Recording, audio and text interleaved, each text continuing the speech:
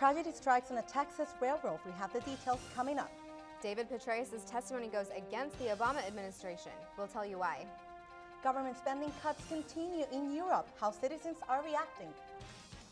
Will you be singing in the rain this weekend? Find out all your weekend weather details when Newscene starts right now.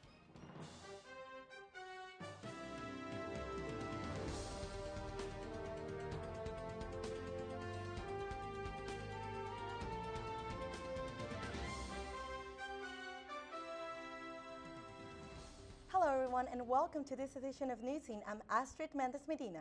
And I'm Aaliyah Bora. Thank you for joining us. An oil explosion on a Louisiana oil platform causes evacuation. So far, a total of 20 people were airlifted to local hospitals, while 2 are still missing. According to the Coast Guard, about 28 million of oil leaked into the region. A spokesman for Black Elk Energy, the company in charge of the platform, reports the fire has been put out. The London-based oil giant has agreed to pay $4.5 billion in government penalties. 4 veterans were killed and 13 more were injured during a train accident in Midland, Texas. 3 Army sergeants were killed after a freight train collided with their parade float. Sergeant Joshua Michaels was pronounced dead at Midland Memorial Hospital after pushing his wife off the float before the train made impact. Terribly sad, and the thing that's really good about Midland is what we saw this afternoon was all the people that were out celebrating, thanking them, clapping, and then this terrible tragedy occurs and Midlanders kick in and start making a difference. A Union Pacific spokesperson said that all the lights and gates were working at the time, and train conductors did sound the horn.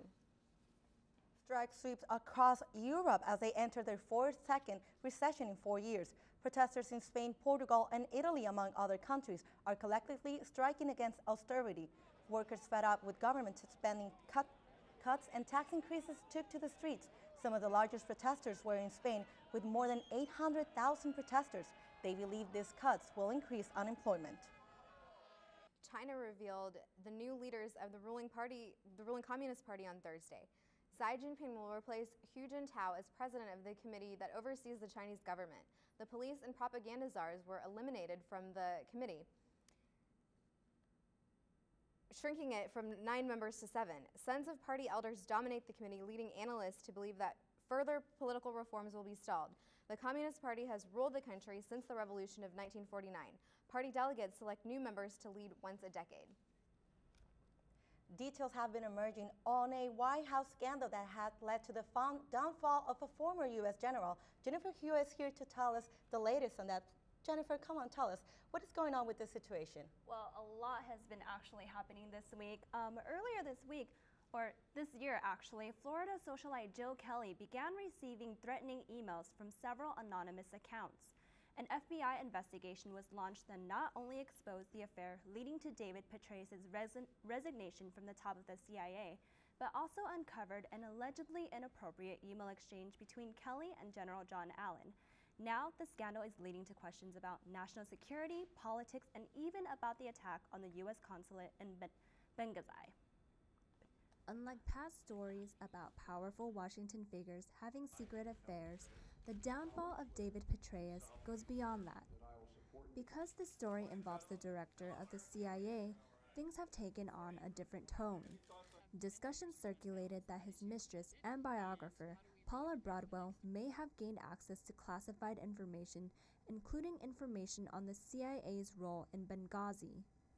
President Barack Obama and Congress were not informed about the investigation until recently because the FBI says there is no evidence of a security breach. As we went through the investigation, looked at the facts and tried to examine them as they developed,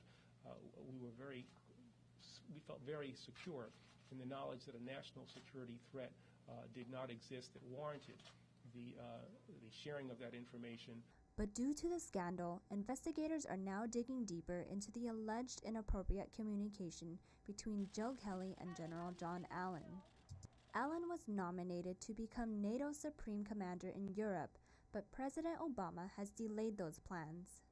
Senate of the Armed Forces Chairman Carl Levin remains confident that Allen will still secure the position. Hoping that he can stay in that position until the planned date for his departure.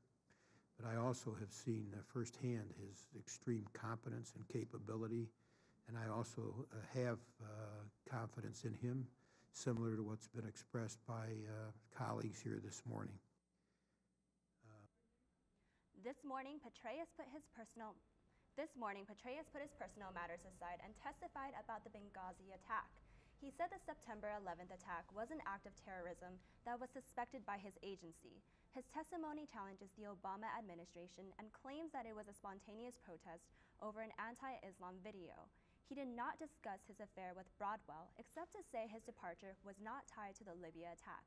So it just seems new developments just keep arising each day, so I'll definitely keep you two updated on this. And we'll appreciate that, since it seems the situation is not going to end pretty soon. Thank you very much. Thanks, Jennifer. San Diego City Council President Tony Young will be stepping down from his role with the city. Young will be taking a position of CEO of the American Red Cross of San Diego. This leaves an open seat up for special election.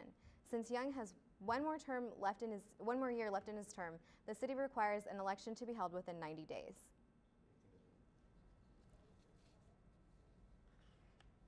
And San Diego Homes Institute Senior Care is offering free training sessions to caregivers of Alzheimer's victims. Seniors with Alzheimer's deal with behaviors such as anger, aggression, and wandering. The program will provide free counseling and instruction on how these challenges can be faced at home. For more information on the Alzheimer's Care program, visit the webpage that appears on your screen. On November 4th, thousands of San Diegos wore pink and gathered in Balboa Park in support of breast cancer research. We joined these San Diegans for the annual Susan G. Komen Race for the Cure. Men, women, children, and pets of all ages united together in the fight against breast cancer. This year marked the 16th annual Susan G. Komen Race for the Cure. The 5K race was dedicated to Sharon Stevens, who lost her battle with breast cancer earlier this year. Each of us has a mother or an aunt or a sister or girlfriend who've been affected by breast cancer. I just wanted to bring my whole unit out today to support this cause. So we will either be walking or running in this event today. Despite the controversy the Komen Foundation faced earlier this year after pulling and then reinstating funding to Planned Parenthood, 15,000 San Diegans still showed up for the cause.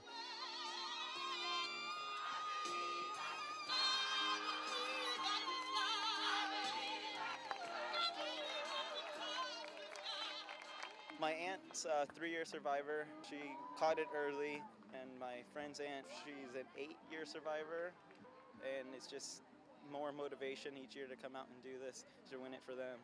Proceeds of today's race will go to support San Diego's underinsured and uninsured women who can't afford their treatment. I was very lucky. For a while it looked like really bad, so I had a mastectomy, but then in the end I got lucky. I'm stage 1. So it's my 5th year, my 4th year as a survivor. 75% of every dollar raised stays in San Diego County to fund treatments and services. The remaining 25% goes to international research in the hopes of finding the causes and one day a cure.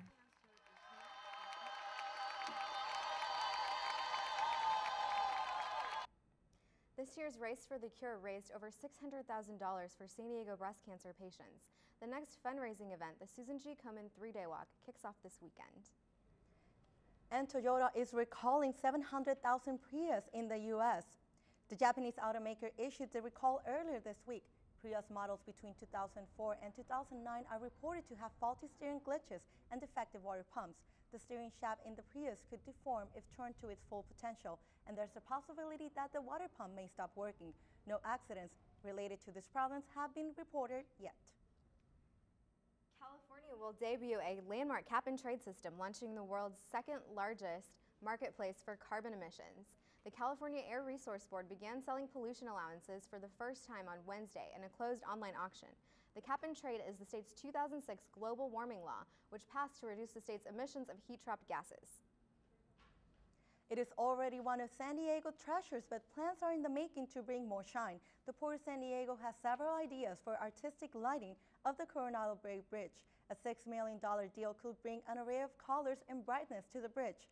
The final design has yet to be chosen. but few suggest a correlation with the seasons and traffic patterns. The completion of the project is expected to take 3 years.